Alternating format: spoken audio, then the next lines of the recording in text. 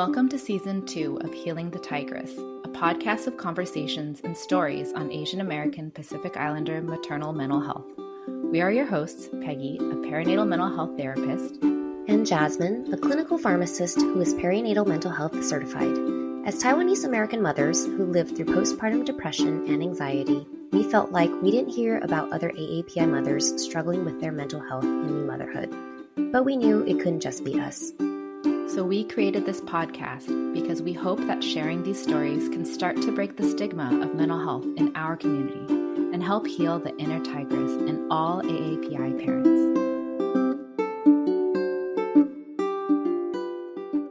Hi, everyone. It's been a while since we've done an episode with just the two of us, with me and Peggy.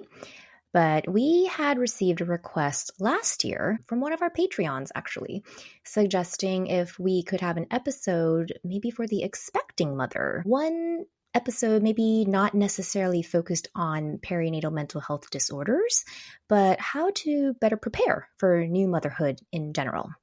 And we know it can be kind of daunting and scary to hear about all the things that could happen, and then maybe in turn it induces more anxiety instead.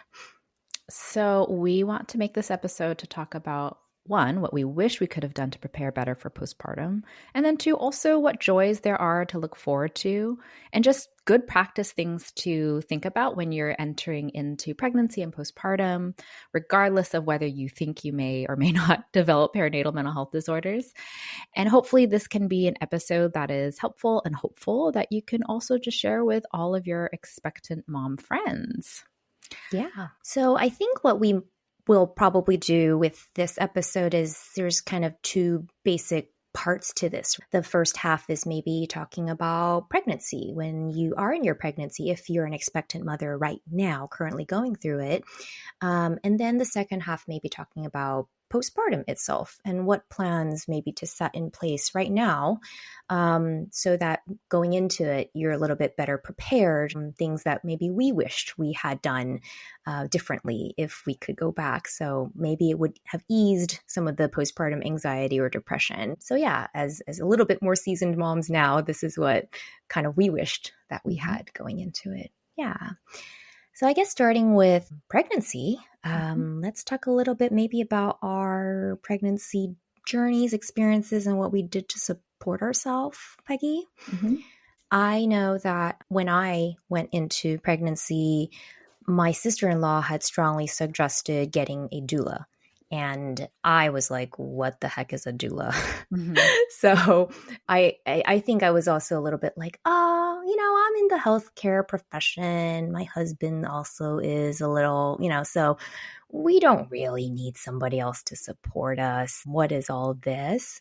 But I think I wanted to at least still have an open mind because it was so hard for us to get pregnant. So I was like, okay, well, what can I do to make sure this pregnancy goes smooth?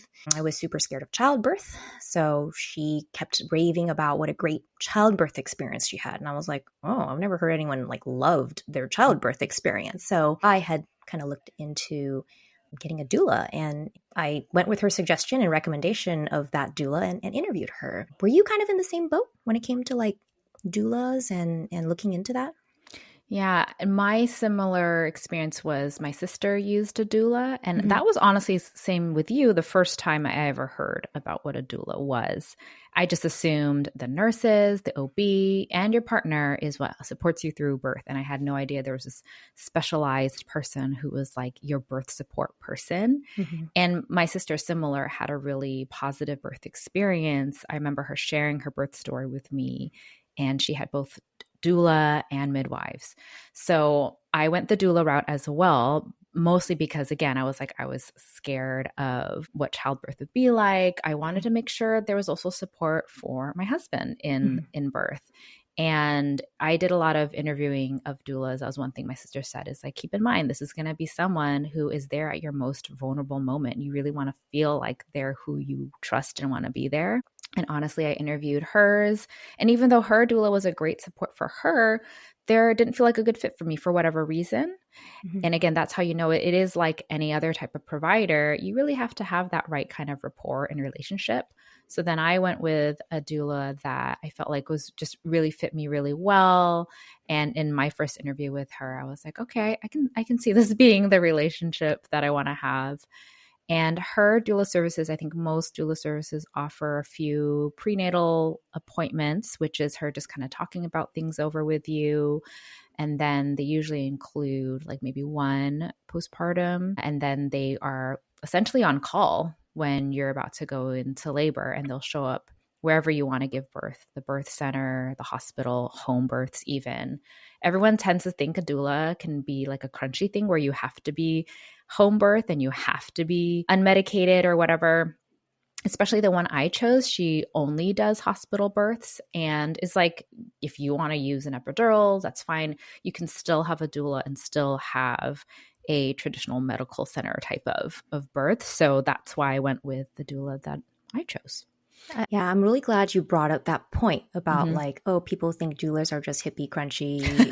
I have to sit in a bath pool and I can't have any medication. And totally was not my experience either. I was like, I need the epidural. I'm a wuss when it comes to pain. And so the other benefits I kind of thought was that our doula was familiar with the area. So she had been to so many of the hospitals in the area, and she knew I was choosing between two different ones because I was kind of like right in between two. And she was like, well, like this is my experience with like this hospital versus that hospital. What are the pros and cons? Who are the staff that I know at, which hospitals? And she knew a lot of the staff, which was, I think, kind of helpful going into it because you feel like somebody already sort of knows that system, already knows the layout of the hospital and where you need to go.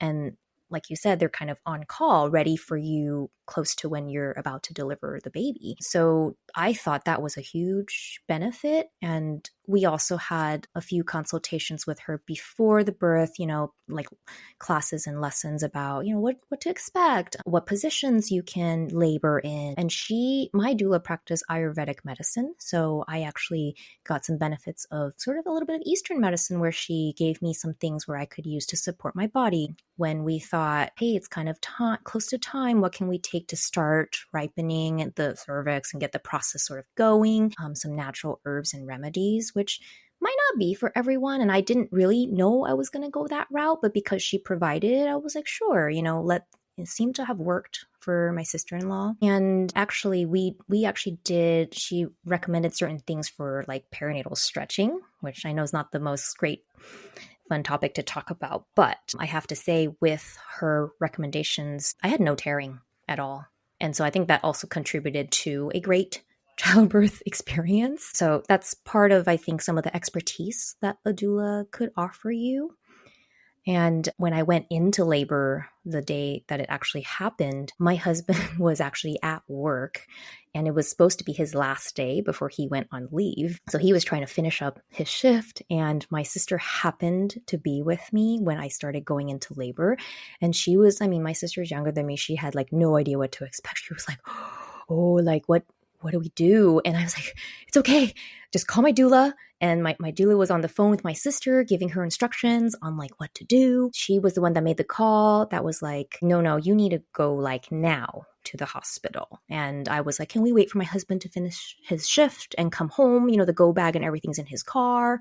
And she's like, if anything, he can meet us there. But, she called him and was like, no, look, we got to go now. And so he dropped everything, came home, got me. We were able to make it in time. But by the time I got to the hospital, I was already like 9 centimeters. It was like I was contracting every other minute.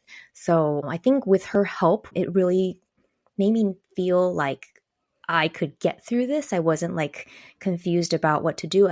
Someone was really advocating for me and pushing, like even the hospital staff, like, look, this is the situation. I wouldn't have known what to say. So I thought that was very helpful for her to be there. Yeah. One thing that I noticed too is when we showed up and we mentioned we had a doula, a couple of the labor and delivery nurses were like, great. Like they knew that meant they also get some support. And our specific doula, like the labor and delivery nurse that was on shift during my labor was like, oh, I know her. She was just here recently. And they trusted her, which was really great as well. And for me, I had the opposite thing. I'm so scared of needles. I really didn't want an epidural. Mm-hmm. And so having a dual is really helpful if you do choose to have an unmedicated birth, because then you have someone who's walking you through experiencing the contractions and the pain of labor. And that was really helpful. And to me, I was like, if I'm not going to do the epidural, I absolutely need a doula, because I don't know how I'll do it without. Right. And that was incredibly helpful as well. Some other just statistics about using doulas is that they greatly decrease the need for a lot of these medical interventions if people are not having a planned cesarean or anything. Studies have shown that having a doula can decrease the rate to, I think in one study, it was 13.4% compared to the control group of 25%. And then folks that had induced labors, women with doula support, had a C-section rate of 12.5% compared to the control at 58.8%. Oh my gosh, that's a big difference. Yeah. And so some people choose to have elective cesareans or are not too scared of it. But at the end of the day, if you want a birth that is likely to have the least amount of that medical intervention necessary, then having a doula can really help decrease those rates. Yeah. And some other results from these studies showed that having doula support during the prenatal period can reduce the anxiety-related risk of developing PTSD following childbirth. Mm-hmm.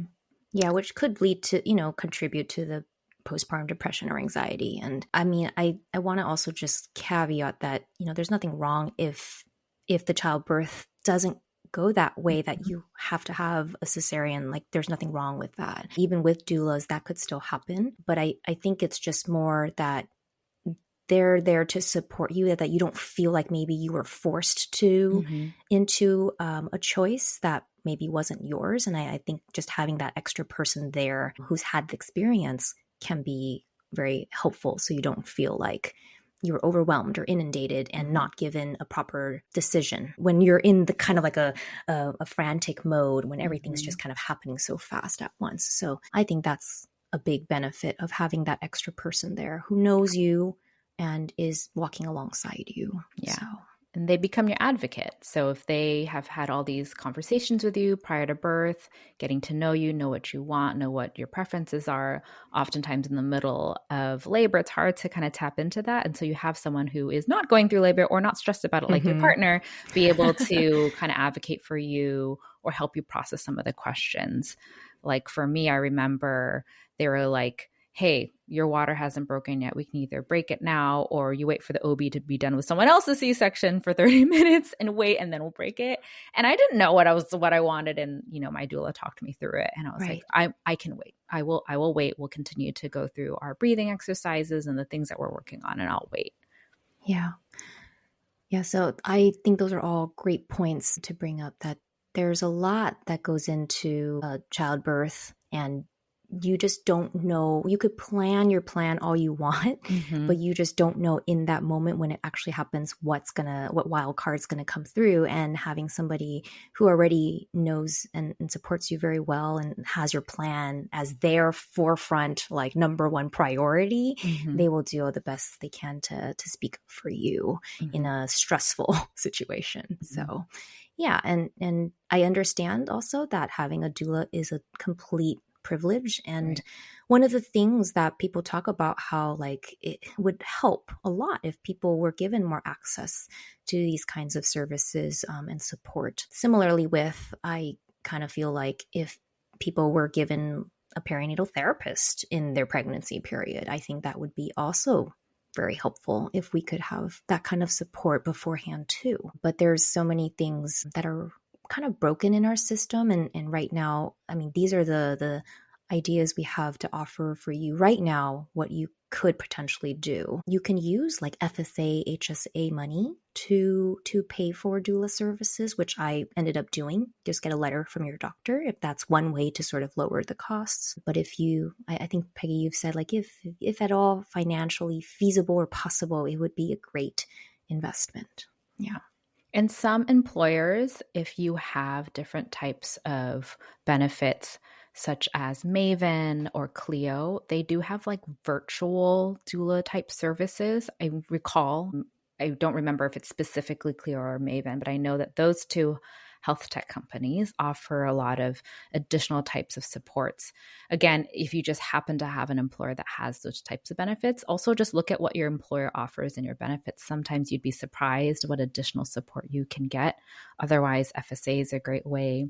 And sometimes there are some doulas that are really specifically offering like sliding scale, or they really want to support the BIPOC community, or there's BIPOC doulas that are really trying to bridge that gap because of a lot of the maternal mortality rate among BIPOC. So that's also another resource to look into, to just see those communities and see if there's something available. Yeah.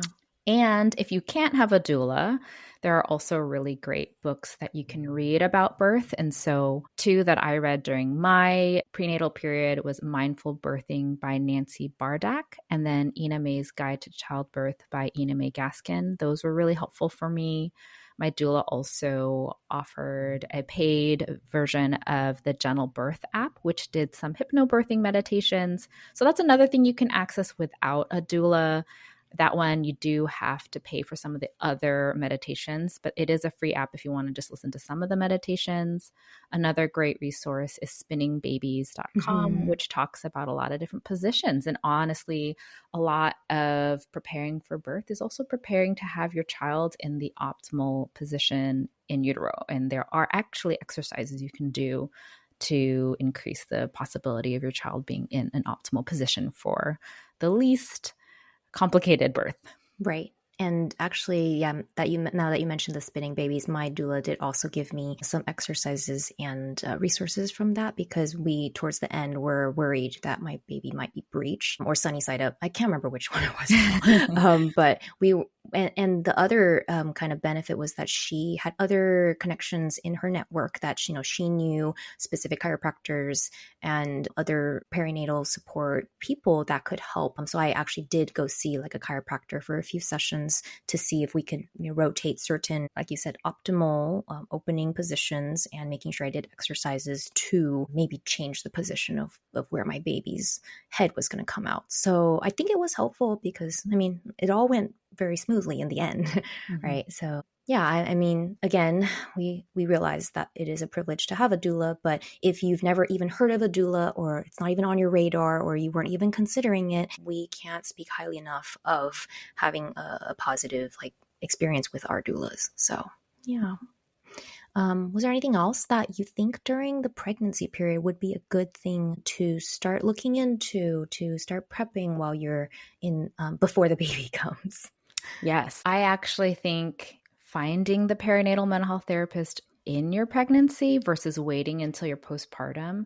So this is, not everyone needs it, but it doesn't hurt to establish a relationship with a therapist while you're pregnant. Let's say you establish a relationship with a therapist while you're pregnant, you go into postpartum and you realize, oh, I'm feeling great. I'm sleeping well. I'm not having any issues. That's fine. You can keep seeing that therapist for any other reason why you'd want to see a therapist. Or you can say, hey, you know what? Actually, after a couple more sessions, I think I'm doing okay. And the original reason why I wanted to see the therapist is no longer needed. And you can end care and maybe go see a therapist in the future for any other reason, maybe not a perinatal. But it's always just helpful to have one, just in case when you're in the thick of it, that it's really hard to try to navigate insurance or navigate searching for one. You've got a lot more time when you're pregnant to do your research and look for one. And so as one, I don't really mind if people come to me and they're like, I'm just preparing for postpartum. I don't know what to expect, but I want to find a therapist now. Great. Let's establish that rapport now. Let's talk about goals now. Let's dig into some family of origin stuff ahead of time. Things may come up that you didn't even realize you would be thinking about for postpartum that come up. And again, it doesn't have to be the severity of a full-blown, perinatal depression or postpartum anxiety. It could just be, there's some things I know I'm going to want to think about as I enter into postpartum that you wouldn't have thought about if you hadn't talked to a therapist about it.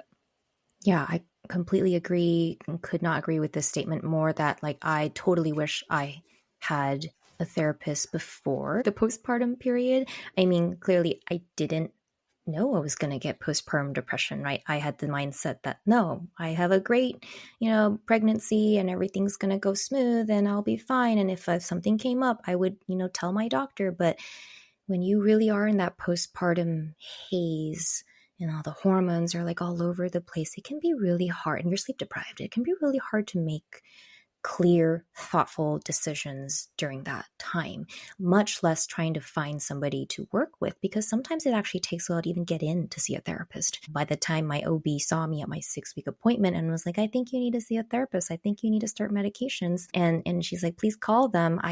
I was already like battling, like, I don't want to do therapy, or I don't think it's going to be helpful. So I hadn't even wrapped my mind around that yet, much less when I called them, they were like, oh, first openings in 6 weeks. And it's like, whoa there. Like, if I'm really struggling right now, like, what's the point? So I think just having that mindset of it could take some time to find somebody, do that while before you have the sleep deprived nights and the baby crying and you having absolutely no time to dig into it. I think it's a great plan to set that up, because best case scenario is you don't even need it, right? Like, you're doing great. That's fine. But at least you have your safety net. And I wish that I had that, but hindsight's always 2020. So that's why we're saying this now. Great places to look for one would be Postpartum Support International. PSI has a directory, and typically they are PMHC or perinatal mental health certified. That's one thing you might want to look for. It's not a have to, because I also imagine if you're already looking for a therapist and it's hard to find one, if you can't find one with a PMHC, just find one that you have a good rapport with. Ultimately, the greatest predictor of the outcomes of seeing a therapist is that therapeutic alliance. So if you find one and they don't have a PMHC, but they feel like a good fit, or they say they have some experience with pregnant moms or postpartum, great. But make sure you ask the right questions. And at the end of the day, it is a little bit like dating. Find someone that you feel comfortable with.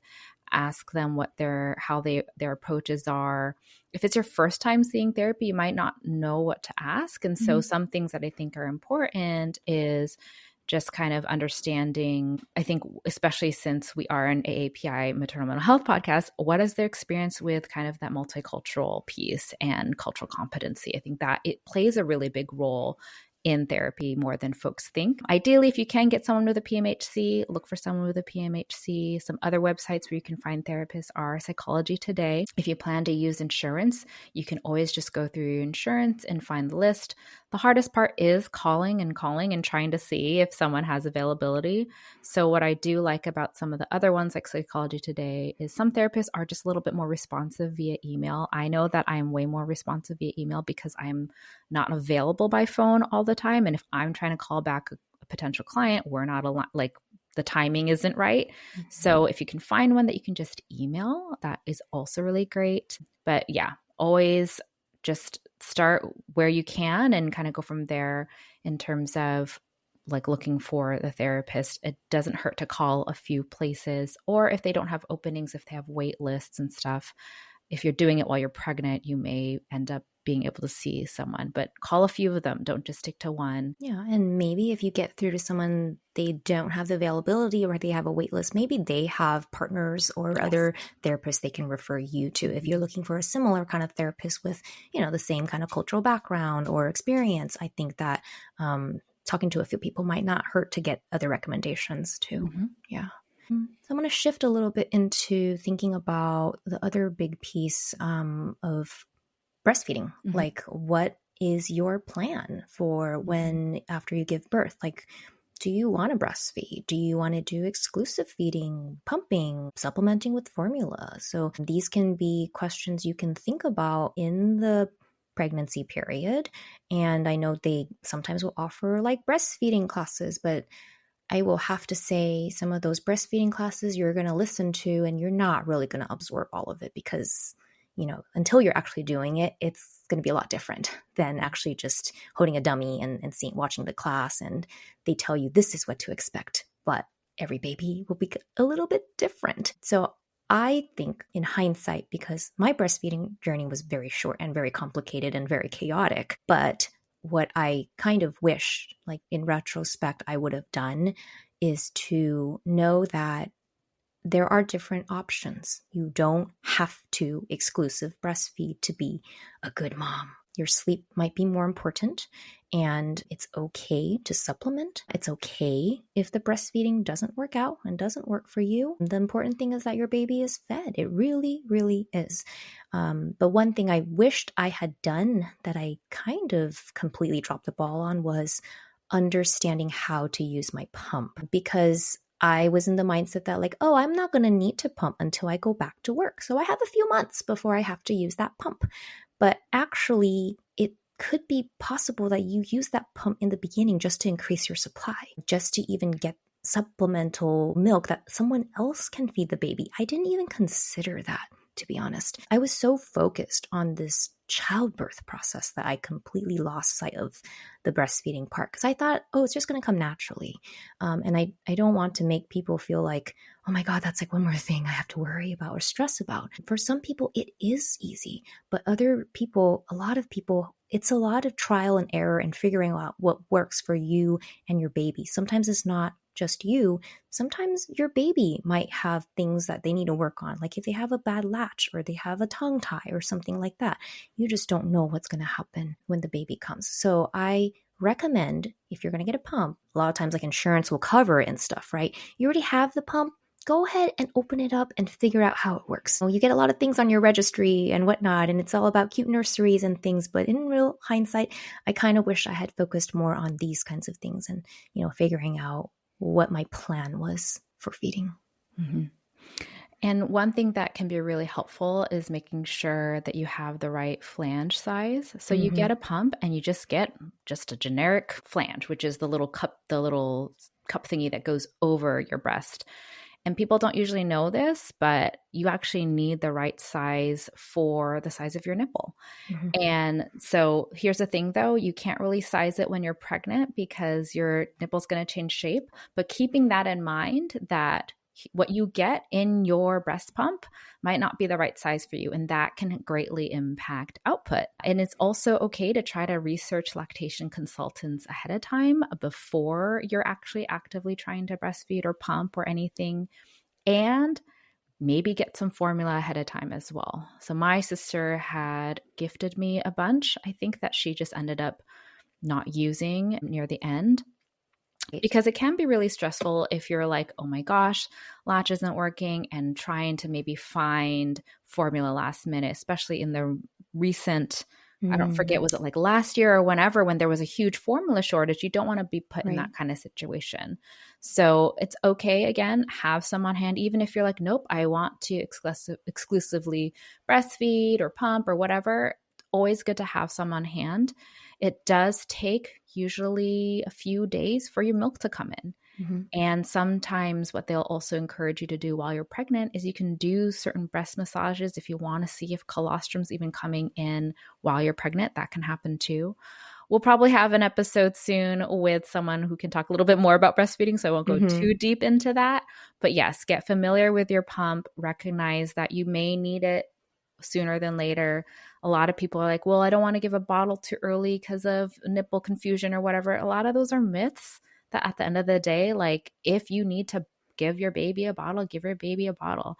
And if you have to supplement, that doesn't mean it's the end of your breastfeeding journey. And if it is, that's okay too. I think going into it without this expectation that you have to breastfeed or it has to be a certain way will set you up for success, because you really don't know. And at the end of the day, you want to make sure your baby's fed. So those are some things that I think are really important to keep in mind, is don't go into it being like, I have to have it this way. It's this way or the highway. We like to call that in CBT all or nothing thinking. Don't do that. Stay in the gray. The gray is, I might have to supplement. I might have to go entirely to formula, and that'll be okay. I totally think I was the all or nothing route. Yep. And that's what caused me to spiral a lot harder, because it wasn't going the way I had planned it to. And I just felt like I was failing left and right. So it's okay, like you said, to be in the gray. And the other part that I think I didn't really understand or account for was the sleep for myself. We're so focused on baby getting sleep. And I think Sometimes we forget that our plan has to also revolve around mom getting adequate sleep, which is why exclusive breastfeeding can be very hard because I don't think it really sunk in to me when they said your baby's going to be waking every 1 to 2 hours in the beginning, every 2 to 3 hours. And basically you start this cycle over and over and over. And where in those cycles of every 2 hours are you going to fit in some sleep? So I did not understand how vicious that cycle was. And I did not understand how broken chunks of sleep are not the same as one solid block of sleep, even if that solid block is 3 hours or 4 hours. Half an hour here and there is not going to add up to that solid chunk of sleep. So really kind of keep that in mind. And it's why also the feeding and the sleep are kind of closely tied together in your plan of like, if I'm going to exclusive breastfeed, when am I going to find rest? Could I potentially have like one section of the day where I can pump, somebody can feed the baby breast milk or formula, whatever you choose, and then I can get some rest, because what I've learned the hard way is when mom doesn't get sleep or rest, everything else goes downhill. But just bringing to forefront the priority of sleep for your mental health and physical health. Yeah. And some folks might get more sleep than they think. I do want to also, not everyone has that. Like one of the things I'm realizing with one of my clients is they're like, oh, I am actually getting a lot of sleep. So again, you never know. You might have that baby who does that. They do have to wake up to feed. But that's, again, where you say, who do we share this burden with? If you are partnered, how can you make sure that maybe for some of the wakings, your partner gives the bottle? Or maybe for some of the wakings, your partner is the one who decides to wake you and say, oh, okay, the baby just needs to resettle, or actually the baby needs to be fed, right? So again, there is some broken sleep, and there are some babies that are really great sleepers in the beginning, and you want to go into it with just an open mind of, I need to prioritize my sleep, and there are resources and tools available if I am struggling with sleep. So I know that in some other recent episodes, we've talked about CBTI and some book resources. So again, you can get familiar with those resources now so you know what tools and tricks you need if you are finding yourself in one of those nights where you're having a hard time sleeping. It could be things like, okay, I got to be better at my sleep hygiene. Okay, I have to be better at not looking at my clock. And so there are, again, tricks and tips that you can do when you are having a hard night's sleep. Thank you for counterbalancing that, because yes, we do need to acknowledge that, these things can happen, but they could also not. And we're just trying to provide the best sort of ideas and resources and what to look out for. But this is obviously not comprehensive, and our experiences are not going to always translate to somebody else's. So I guess that sort of leads to like your postpartum plan. You have a childbirth plan and some of the things we already talked about, but there are things that go into a postpartum plan. Do you want to talk about some of those ideas or resources, Peggy? Yeah. So one thing that I give all my pregnant clients is this postpartum plan template that is actually provided by Postpartum Support International. So we'll link it in the show notes, but it's online, it's free, it's accessible. They also have a postpartum planning class, I believe, that goes over it. That's also free. Again, you can go to postpartum.net and look for it. So if you want a little bit more support in doing that postpartum plan, it's free. You can also download it yourself. Yep. And some other ones I've found, I liked this acronym from a plan I had seen. It used to be the platform Happy as a Mother, and now she's Momwell. I had sent this one to my sister when she was pregnant and she liked it. But the things to look out for that she recommends is the acronym NESTS, NESTS. So N stands for nutrition. Think about your nutrition in postpartum, mom's nutrition too. What are things that you can pre-plan to have as like easy meals to cook? Maybe pre-made and frozen things that you can easily heat up. Or can you start like a meal train? Or maybe task your best friend with setting up a meal train, right? Like for the first few weeks or so, can somebody support you guys and help just bring food instead of you guys having to figure out what to eat? So nutrition is a big part of it, because if you're not getting the proper nutrition, it can be hard to breastfeed too, or just get the proper rest. N is nutrition. E is exercise. I'm just going to go through all of them so I don't forget them. E is exercise. S is sleep. T is time for yourself, and S is support. I think exercise mainly refers to just like movement. Obviously, we don't want you to have to go back to the gym right away, but it's more just like, how can you incorporate some movement into your day, even if it's just like 15 minutes of walking or something like that, because the movement can also be helpful for getting better rest and sleep later in the day. So that leads to sleep. What is your plan around sleep? Is somebody going to help? Like we were talking about those chunks of sleep, we call them anchor sleep. So maybe mom wants to take rest 8 to 12 p.m. at night. And when she wakes up, she can take the midnight shift. That means that maybe dad's sleeping when she's awake, or vice versa. And you guys can set up switching off. It can be a little bit of like ships passing in the night in the beginning, because you both have to sort of prioritize yourself too. I think that's the other thing, is like, don't try to be a hero and do it all.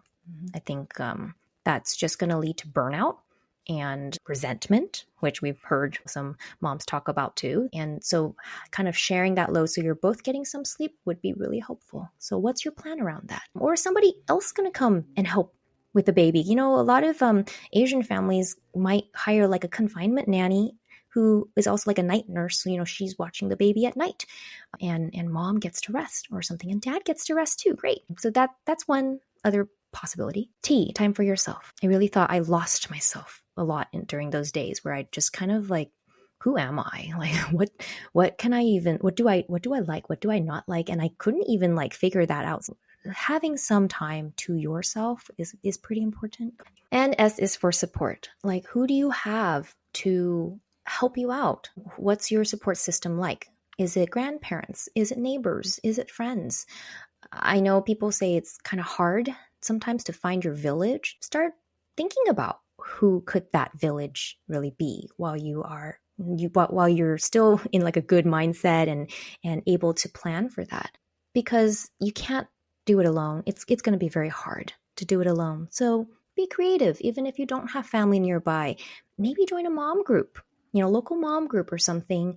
And lots of moms are willing to help out with other new moms, because we've all been there. We all know how hard it is. So those are kind of I think the big pillars of your postpartum plan, which I think that PSI sheet also goes into. But it's just to get you thinking, to have it written down somewhere so you can refer back to it. Yeah. Actually, I noticed that the NESTS acronym is kind of covered in the PSI postpartum plan template.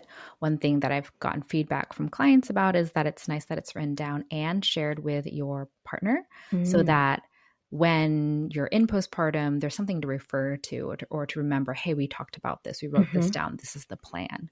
One other thing I would add to NEST, I think it maybe fits under exercise, I don't know, is what I think is really helpful is to get outside. And the value of being outside. I remember the first time I stepped outside to go to the mailbox postpartum. And it might have been like a week or two, or like it was a while. I hadn't been outside since I stepped outside of the hospital into the car. I remember feeling so strange. I was like, oh, I'm outside. And I was outside without the baby. And I was like, this is so different. So being able to find time to go outside, because the vitamin D of the sun is really helpful. It might be really hard to do that when you feel like you're just like stuck inside. And I had a baby in the pandemic, so there wasn't a lot of places to go. So prioritizing also just spending some time outside, whether it's your backyard or going for a walk, if the weather permits. I know what's also hard, there's some cultural pieces there of like, I know for Chinese culture, my mom was like, keep the baby warm, don't let him feel any wind or whatever. So that might be something you have to think about, but there is huge value in being outside and getting some fresh air, and it does wonders for your mental health to be outside. Yeah, if you are considering to do a confinement period, because I did a sort of pseudo modified one too, with the meals and the certain teas and the soups and, ramping up what you're adding to your diet and stuff. I guess really I would say in retrospect, truly think about like, what is this adding for you? And do you really, really want to do this? How much of this are you okay with letting go of if things go south, so that you're not forcing yourself to try to do everything? Because it was very hard for me to do the confinement stuff, the Western medicine, the Ayurvedic like suggestions from my doula, and the breastfeeding, a lot of it was very confusing for me in postpartum. And I thought I was doing the confinement out of like duty or like I had to sort of thing. I'm being a good Asian daughter, but it might not serve you. And that's okay if it doesn't really go that way. Maybe there's things that you want to edit out of that, what maybe your parents or what you think should go into a confinement period, because everyone might have a different choice in the end of how they want to do it. And if you don't do it, that's totally fine too. I highly urged my sister to consider not doing the same things I did in the confinement period. So, culture and tradition is fine. Take the bits and pieces that work for you and make it your own. That's, I think, going in with that mindset will be helpful. Yeah. I love that, because at the end of the day, especially as Asian Americans, we are bicultural. And so traditions that would have made sense back in our parents' home country, where there was a village and more folks to be there for you during confinement, might not make sense in a Western culture where we don't have that village right away and available. So I think, again, go into it with an open mind. Don't have rigid all or nothing expectations, because the flexibility is going to be your best friend. Yeah. And I also think like doing the certain confinement stuff, it brought to my attention that I don't think I set up expectations of like my boundaries with my family beforehand. And I mean, they can change as postpartum happens and you're like, oop, this is not working. But I think you can set up some of them beforehand with your in-laws, with your actual parents. Like, how often do you want visitors? Do you want visitors every day? And I had certain things where I told my parents, like, hey, are you up to date on certain vaccinations? And this might be a touchy subject for some people, but other people might be very adamant on, I'd like babies are very fragile in the beginning. And especially since we lived through the pandemic, everything seems kind of scary now, right? So what are your rules and expectations and boundaries around that? And maybe just setting that up front with your relatives and your whoever's coming over. And if they can't honor that, then say, hey, then can we wait for you to meet the baby? That's okay too. This one is really common, not even just with my clients, but my friends that have had new babies. I feel like the number one thing they're realizing or learning in the new parenthood is relationship dynamics with family that they didn't anticipate or that you really didn't think was going to come up. And it can also be just some family dynamics that are bringing up even childhood things. And so again, this is where I think it's really important to have those conversations early and recognizing when we set boundaries with people who aren't used to us setting boundaries, there is going to be a reaction. They're not used to you setting that boundary, and it's okay. And that it doesn't mean you're being a bad daughter, a bad son, or whatever. It means that you're setting something that they are not used to seeing before. And ultimately they'll get over it. Most often than not, they'll get over it. And it's also about how do you communicate it in a way that shows compassion as well. I think that's really important. Yes, there's a part of this that is, oh, but it's their grandchild. They are entitled to see them and stuff. I think this is where I think it's really important for that cultural lens when we talk about this, because I think in a Western lens, sometimes there's like, this is my boundary, take it or leave it. And then there's a lot of that cultural piety and things that are in a lot of AAPI communities that we want to still respect our elders. And so it is a little bit of a dance of how do you communicate this? Again, how do we stay in the gray? It doesn't have to be they can't see them for this or that. Like, what is a way that we can be in the middle, a compromise of, okay, if you're not going to do this, can you do this? If you're not going to respect this, can we do this? And there are some things that are going to be a pretty big line in the sand that you say, I absolutely am not going to budge on this for my own mental health or for my baby's health, and know what those are. I think oftentimes there's like 3 tiers, I like to say, when it comes to setting boundaries. One is, these are my absolutes. I will not budge on these. It's this or the highway. This is really important to me. This is a boundary that I will not budge on or make compromises on. The second tier would be, these are some that I'm willing to kind of come up with a compromise. Maybe it's, and I don't have any specific examples because it's different for everyone. Maybe it's like, okay, you're not willing to do this, but I'm willing to do this. So this is where the compromise one. And then the last one is, these are things that I will just have to let go of and recognize that this isn't a boundary I can keep for whatever reasons. And once you're able to kind of put them in these kind of 3 categories, I think that's really helpful when you go in, because again, there's some flexibility. There are some things that I absolutely know I want to set a boundary with, and there's some things I know I'm not going to be able to have in my postpartum period with my family or my parents because of whatever reason. And learning to accept that there's going to be some here in this level, and then there's going to be some where it's like, this is new. I'm going to have to set this really firm boundary. Right. It's kind of like that analogy of like, which of the glass balls do you want to hold on to the most? What can you let go and fall and be okay with losing out on? Not going to be a huge, deal breaker at the end of the day. Right. So I think those are all great tips. Now, our podcast is focused on a lot of perinatal mental health disorders. So if you're ever worried or curious that your symptoms, maybe it's X, Y, or Z, what is this? So that's the other part, is that, this perinatal mental health disorders affect 1 in 5 women. And that doesn't mean it's going to happen to you, right? You could be the 4 in 5 women where it doesn't happen to you. But if you feel like something is off, I think the biggest thing is to kind of trust your gut, because you know yourself. Right? When something just kind of feels off, you might shift it to, this is just what being a new mom is like. But really question that. Like, is it really just that? Or is there something else? Like, if it keeps persisting. So I think those might be signs to sort of keep looking out for. I'm not going to dive into all of them because we have plenty of episodes about that, but just be aware of yourself. You know yourself. And also maybe if you don't trust that, ask your spouse or your partner, somebody who knows you well, a best friend who can check in on you, and just tell them beforehand, hey, like, if you notice something is a little off or whatever, like, I want you to tell me about it. I want us to talk about this together. I think really bringing in other people around you can also be very important.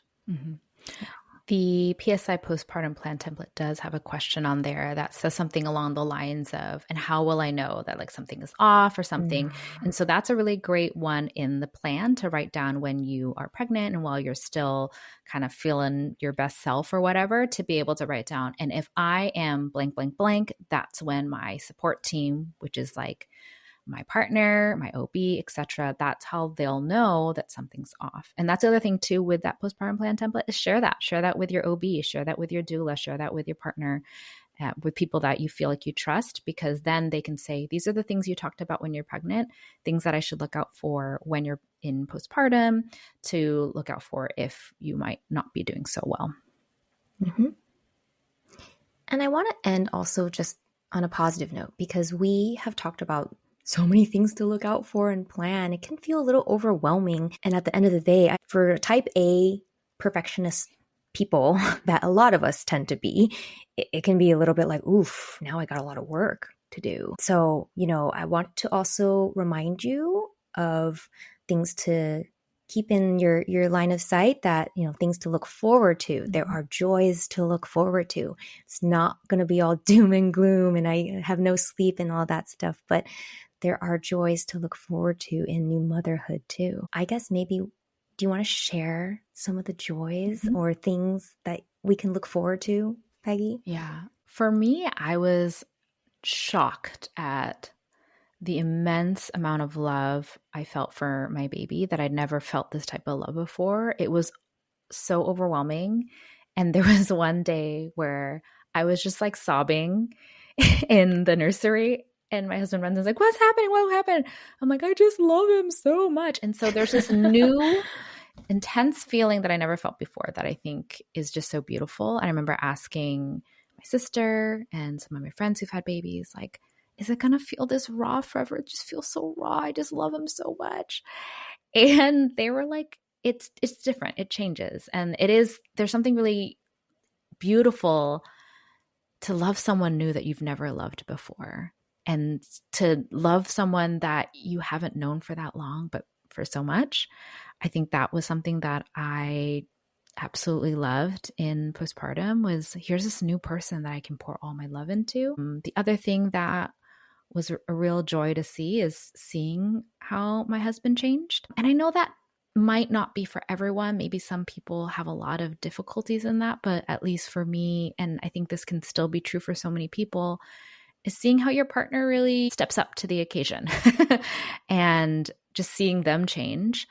I also think the community that I developed, like, I don't think I would have the friendship I have with you, Jasmine, had I not been experiencing motherhood in this way in the time that I did. And so it really opened up a whole ton of community that I never would have experienced before, friendships that I never would have had before.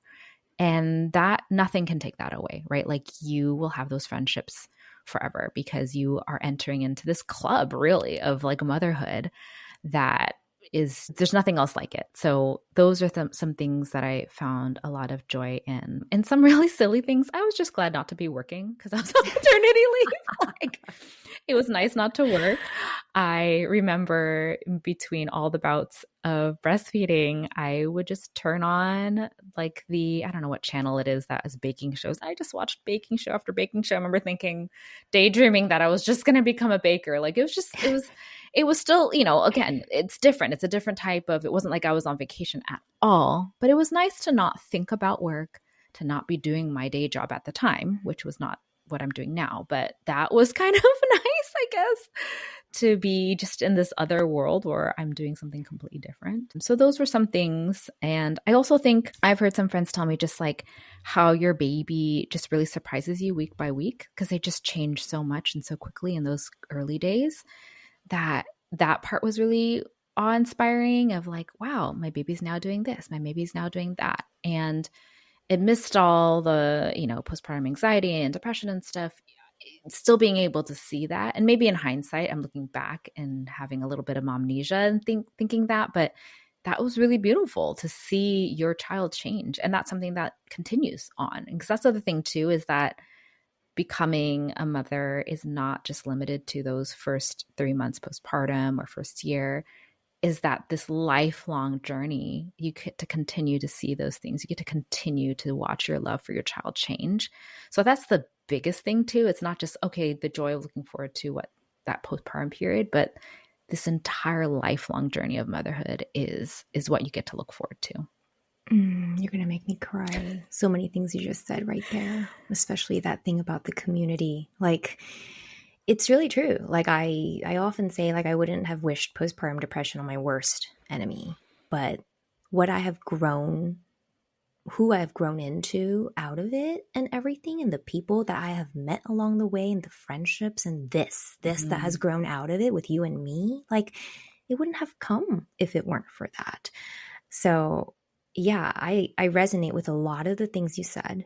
I will point out to people that you may not bond with your baby right away, which I didn't right away. I do think that when she was born, that first feeling though, that you were talking about, yes, I felt that too. But my postpartum depression set in pretty early on. We had a lot of issues in the beginning, and I started feeling like I was drifting away. And then the things people talked about, like, the bonding, and I was like, am I bonding? Am I bonding? Am I bonding? Why am I not feeling it? You might not feel it right away, but and because mine was severe, but I do feel like those milestones to look forward to. I think I really started to connect with her more when she started to smile back at me, and like purposely really smile and make those sounds, like little cooing sounds, little giggle sounds. I think those help break up the depression, because it's like, oh, okay, the cycle I'm going through over and over and over again, that feels repetitive and pointless.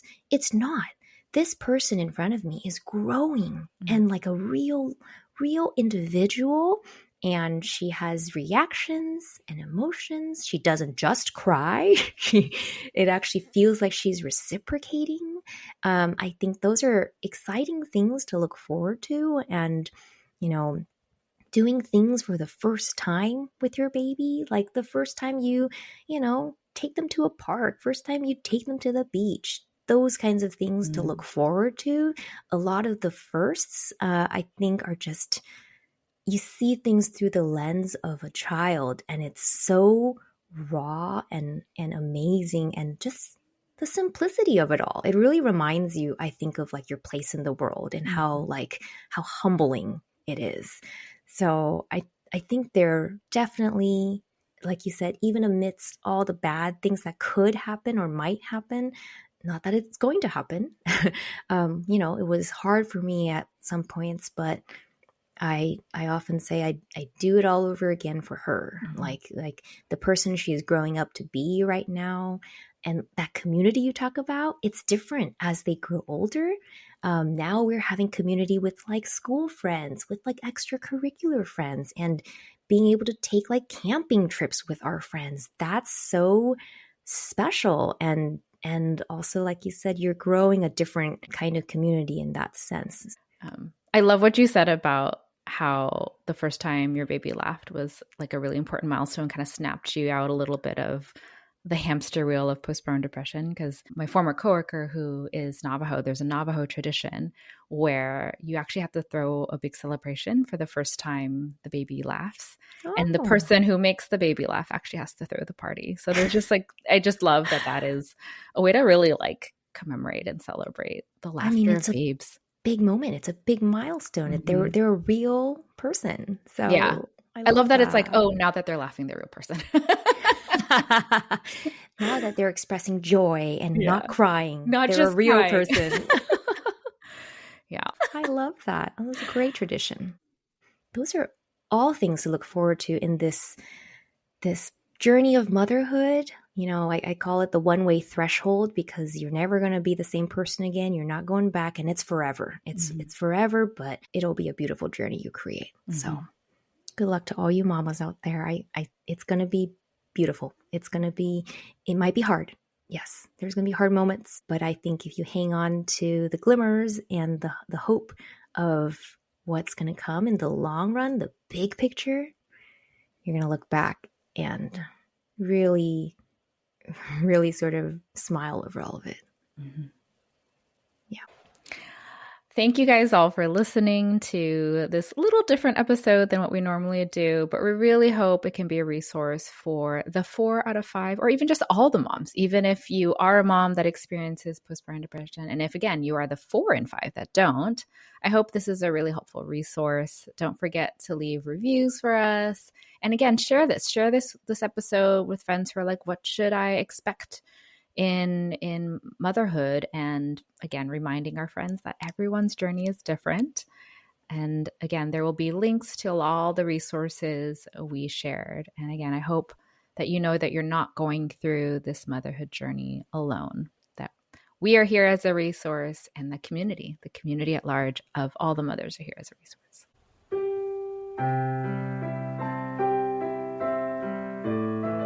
Thank you for tuning in to this episode of Healing the Tigress. The more we share these stories, the more we can help other AAPI mothers and partners. If you enjoyed this episode and would like to keep supporting this mission, please hit the subscribe button to the show and take a few seconds to leave a rating. An extra big thanks if you would also leave a review to boost our show visibility and help other AAPI folks find us. You can also follow us on Instagram at Healing the Tigress, or even better, check out our Patreon at patreon.com/Healing the Tigress podcast to support us more. Inside the Patreon, we will be offering more bonus episodes, sneak peeks, and a community for you to help shape our podcast too. Thanks for being here. Healing the Tigress is produced and edited by Peggy and Jasmine. Music for this show is remixed by Dr. Tony Huynh of Tony Mixes. Our intro music is a cover of You and Me by Z Avi, played by our co-host Peggy. Our outro music is a cover of Green Island Serenade, played by Jasmine's sister. Cover art design is by Dr. Angela Chung.